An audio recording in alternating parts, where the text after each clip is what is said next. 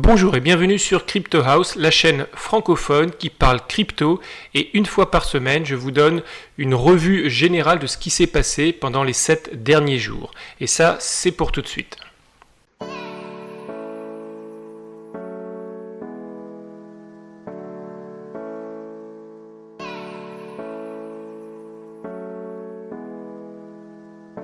On va démarrer par regarder où en est le Bitcoin, comment il s'est comporté les 7 derniers jours. Alors d'abord, quand je vous ai quitté l'épisode dernier, on a eu une grosse chute, c'est ici le trait en rouge, et ça c'était le vendredi dernier. Ensuite, le week-end ça s'est stabilisé, et puis lundi on a eu une petite chute, et après lundi on a petit à petit remonté pour arriver en ce moment à 5279 $. On est au-dessus ici de la moyenne des 200 jours, on reste au-dessus et on voit que la courbe ici bleue c'est une courbe qui devrait petit à petit remonter comme ça vers les 6000 $. Donc moi je pense que ça va se stabiliser encore un petit peu aux alentours de 5000, 5002 avant que peut-être dans une semaine, 2 semaines, on revoit un nouveau palier qui peut-être serait le palier des 5500 ici. Et pour se diriger dans les semaines, dans les mois à venir vers le cap des 6000, il faut voir que le but ici c'est de revenir au cap ici des plus de 6000 $, 6200, 6300. C'était au moment du fork du Bitcoin Cash, avec toute la bagarre qu'il y a eu entre Bitcoin Cash et le Bitcoin SV. Alors si on regarde ici les cryptos, le market cap, alors on est remonté dans la journée à 180 milliards de dollars, on était à 178 ce matin. Sur 7 jours, on voit qu'on est dans le vert, alors ce ne sont pas des grosses hausses, mais bon quand même 4% pour Bitcoin, Ethereum, c'est XRP qui est très stable en ce moment, 0,5%. Dans les grosses hausses, on a encore une fois Binance Coin, qui là non seulement il a passé la barre des 24 $, mais là il est à 24,44. C'est vraiment un token, je vous en parle déjà depuis un certain temps, j'ai fait une revue complète. C'est un token qui, je pense, a beaucoup d'avenir. Là donc il a passé Cardano, il est en 7e position, et je pense qu'il va continuer à monter. Ensuite, on a Cardano, on va voir, il y a eu un event, un sommet, on va passer l'info tout de suite, donc c'est le Cardano Summit, donc c'est le IOHK, qui est la société derrière Cardano, et ça c'était donc hier et avant-hier. J'ai pas encore de retour là-dessus, mais je pense que la semaine prochaine, on fera une revue de ce qui a été annoncé. À mon avis, ça ne doit pas être super bien, parce que c'est un des rares tokens qui perd autant, en tout cas dans le top 20, là il perd carrément sur une semaine 5,5%. Ensuite on a Cosmos, je connais pas du tout, je l'ai vu arriver là en 13e position quand même, devant Dash. On a ensuite Bitcoin SV, on va voir dans les news pourquoi est-ce qu'il perd 16%, c'est une des plus grosses baisses de la semaine. On a Tezos qui n'en finit pas de monter, il a largement dépassé la barre des 1 $ à 1,31. C'est en ce moment une des blockchains à la mode. Et puis ensuite, après, on a quand même beaucoup plus de rouge avec je crois que c'est l'exchange OKX. 17%, 32% pour Basic Attention Token qui fait que monter aussi, c'est vraiment un token maintenant qui est en 24e position, et ensuite c'est mêlé entre du rouge et du vert. Donc une semaine quand même, on va dire plutôt positive. Si toutes les semaines pouvaient être comme ça, je pense qu'on signerait tout de suite. Alors le sujet de la semaine qui a fait parler un peu tout le monde, c'est l'affaire Craig Wright. Alors, Craig Wright, c'est le fondateur de Bitcoin Cash SV, justement une des personnes qui est responsable pour cette grosse chute, c'était en novembre, mi-novembre 2018. Et donc Craig Wright, c'est une personne qui depuis plusieurs années se fait passer pour Satoshi Nakamoto. Il dit que c'est lui Satoshi Nakamoto. Mais le problème, c'est qu'il n'a jamais apporté de preuves tangibles à cela. Pourtant, ce serait assez simple, hein. Il suffirait qu'il signe un message ou qu'il fasse une transaction avec la clé privée qui est attribuée à Satoshi Nakamoto, par exemple celle du premier bloc, et là ça prouverait bien que c'est lui Satoshi Nakamoto, mais bon, comme il en a été incapable, les gens le traitent tout simplement d'imposteur sur la toile. Alors Craig Wright, ce qu'il a décidé de faire, il a décidé de traîner en justice les gens qui prétendent que c'est pas Satoshi Nakamoto. Et il va même jusqu'à un moment, pour retrouver un gars sur Twitter, à donner une récompense de 5000 $ à celui qui identifierait la personne dont il montre une photo avec un gars qui a un tatouage, quoi. Ça va quand même assez loin, hein. C'est ici, voilà. C'est pas normal du tout, en tout cas pour quelqu'un qui se prétend être Satoshi Nakamoto.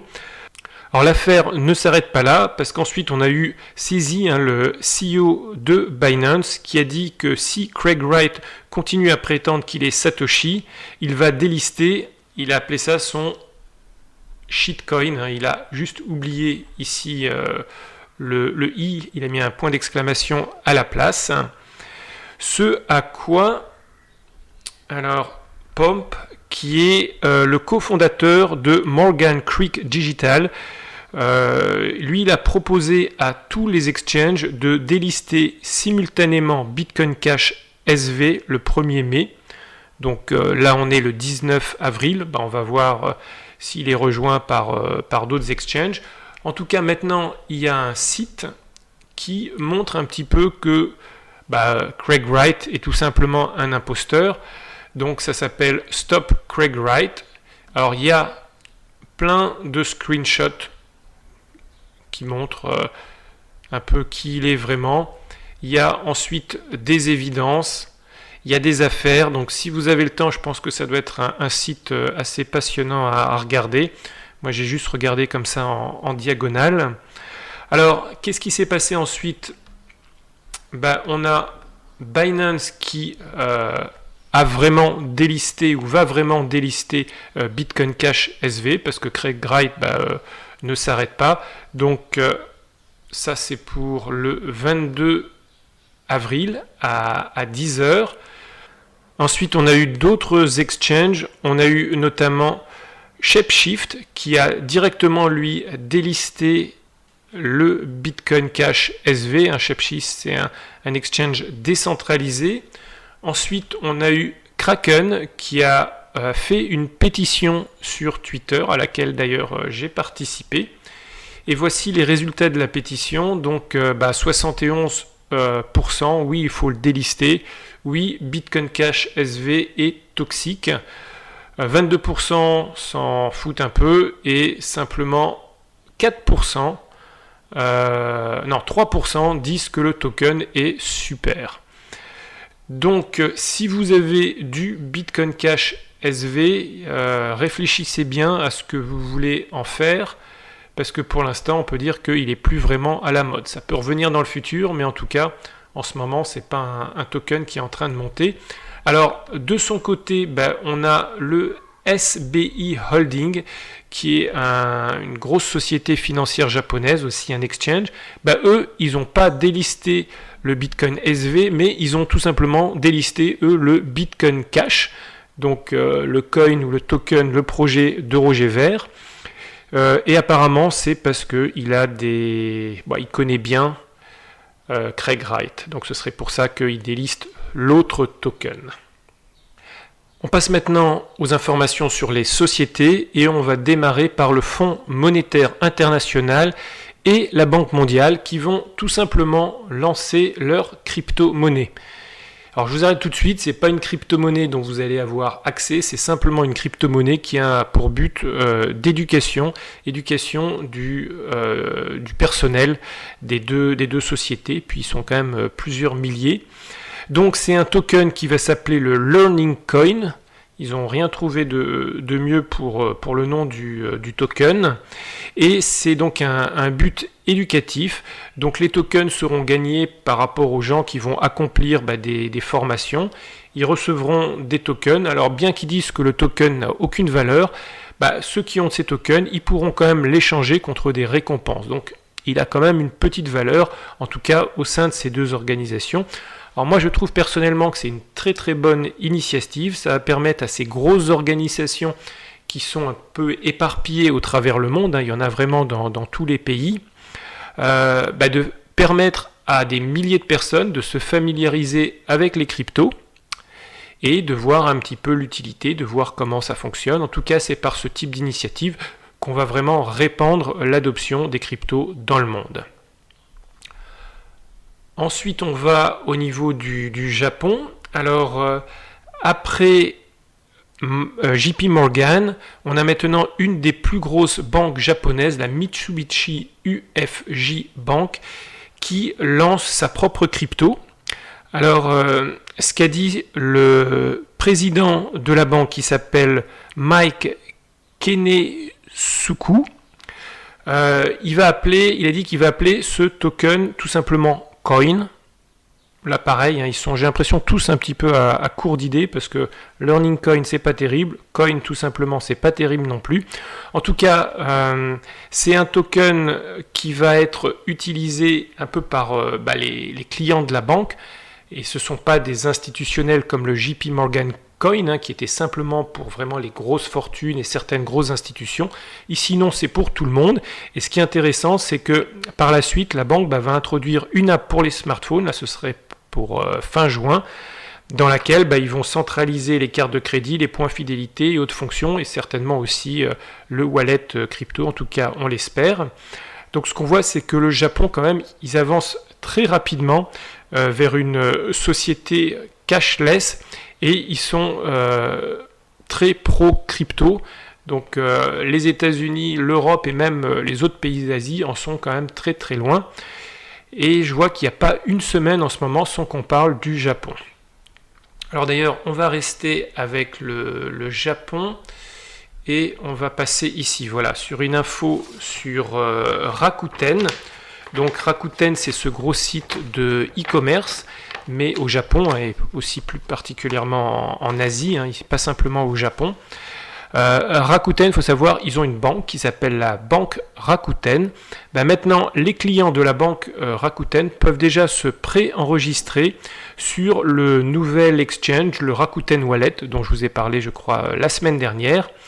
L'annonce de presse dit aussi qu'ils vont utiliser pour ce projet de l'intelligence artificielle au niveau du support, et qui vont aussi prochainement lancer une app qui permettra aux utilisateurs de trader les cryptos. Donc vraiment, le Japon va très très vite, très très fort. On passe ici au niveau supérieur, parce que c'est quand même une grande banque japonaise et un grand nom qui permet de lier un compte en banque avec un exchange. Donc globalement, c'est comme si demain on annonçait que le Crédit Lyonnais allait permettre aux Français qui sont clients d'acheter des cryptocurrencies sur leur propre exchange. Donc ça, on en parlerait à mon avis à la télévision, ça pousserait vraiment l'adoption. Donc c'est ce qui va se passer au Japon. L'adoption petit à petit va être poussée, parce que je suis sûr que cette annonce va faire des émules. Avec tout l'enthousiasme qu'il y a autour des cryptos, il va y avoir certainement d'autres banques qui vont faire la même chose. Avant de passer à l'info suivante, je voulais vous montrer quand même la page d'enregistrement du Rakuten Wallet, mais bon, c'est écrit tout en japonais. Alors, on continue avec Binance. Binance, on en a parlé tout à l'heure. On en parle aussi à chaque épisode, parce que c'est une société qui avance. Et là, c'est en l'occurrence une société qui fait des profits. Et qui font beaucoup de profits, puisqu'au premier trimestre 2019, Binance a fait 78 millions de dollars de profits, soit 66% de plus que lors du quatrième trimestre 2018. Et il y a quelques jours aussi, Binance a brûlé les tokens. Je vous rappelle que chaque trimestre, Binance brûle des tokens pour réduire le nombre de tokens, et ils sont environ à 180 millions. Ils veulent arriver dans quelques années à 100 millions de tokens, donc moins qu'Ethereum à terme. Et là, c'est 830 000 tokens qui ont été brûlés pour un montant d'à peu près 15,6 millions de dollars. Donc on voit que malgré la crise actuelle, ça reste une entreprise qui est très rentable et que le BNB, avec tout ce qui se passe autour, là on diminue le nombre de tokens. Il y a de plus en plus de sociétés qui utilisent le BNB. C'est intégré aussi, j'ai vu dernièrement, à de plus en plus de wallets. Donc pas simplement en qualité de blockchain sur laquelle on peut développer des applications, mais là carrément en tant que monnaie, en crypto-monnaie pour le paiement. Donc c'est une monnaie qui évolue très très bien. On passe maintenant au brève de la semaine et on va parler purée mousseline. Donc la purée mousseline de Nestlé passe sur la blockchain. Donc il est maintenant possible avec un téléphone portable, un scanner, de scanner un QR code qui est sur le paquet des purées de mousseline.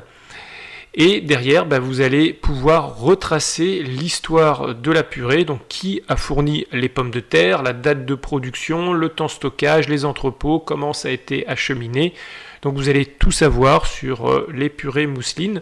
Alors c'est pas la première fois que Carrefour utilise la blockchain et utilise notamment la blockchain privée d'IBM qui s'appelle IBM Food Trust. Ils ont déjà fait ça pour les tomates et pour les poulets. Donc Carrefour, une enseigne française, ils vont quand même pas mal de l'avant avec la blockchain. Et c'est, je pense, une des enseignes supermarchés qui utilise le plus la blockchain. Une nouvelle de BAC qui a rien d'extraordinaire mais qui montre qu'ils sont toujours présents parce que on pensait que BAC allait se lancer l'année dernière, puis en mars, puis en avril. Il va falloir encore être, à mon avis, très patient. En tout cas, sur Medium, il y a Kelly Loeffler qui est le CEO ou la CEO de BAC. Ce qu'elle a fait dans cet article, elle a retracé un petit peu les dernières évolutions du projet, notamment aussi toutes les embauches qu'il y a eu dernièrement, et des grosses pointures ont rejoint BAC. Et puis à la fin, elle termine l'article en disant qu'il continue à travailler sur la partie régulatoire. Puis elle finit par dire, je vous cite, le jour de course arrive et il y a encore du travail sur la planche. Donc on arrive quand même peut-être vers une décision prochaine, mais il y a encore du travail. Mais bon, BAC n'est pas annulé, c'est pas un projet qui est mort, ça continue son bonhomme de chemin, mais c'est pas facile de lancer un projet aussi ambitieux. Je pense qu'il pensait que ce serait beaucoup plus simple, mais bon, voilà, c'est avec toutes les normes et régulations, c'est plus complexe qu'on le pense. Et on termine par une nouvelle autour de Notre-Dame de Paris. Il faut savoir qu'il y a de plus en plus de monde dans la communauté crypto qui se mobilise pour donner aussi des fonds caritatifs pour reconstruire la cathédrale. Et notamment, il y a l'initiative de Binance Charity, donc il y a un programme qui permet de récolter des fonds. Donc parfois, ce sont des fonds propres à Binance, parfois ils font appel à la communauté. Et ici, pour l'instant, il y a eu 60 donations pour un peu plus de 3 bitcoins. En tout cas, moi je vous dis à bientôt. N'hésitez pas à mettre des commentaires sur l'actualité qu'on a vue cette semaine. Abonnez-vous à la chaîne et surtout mettez des pouces vers le haut. C'est super important pour le référencement YouTube de la chaîne. Ciao, ciao!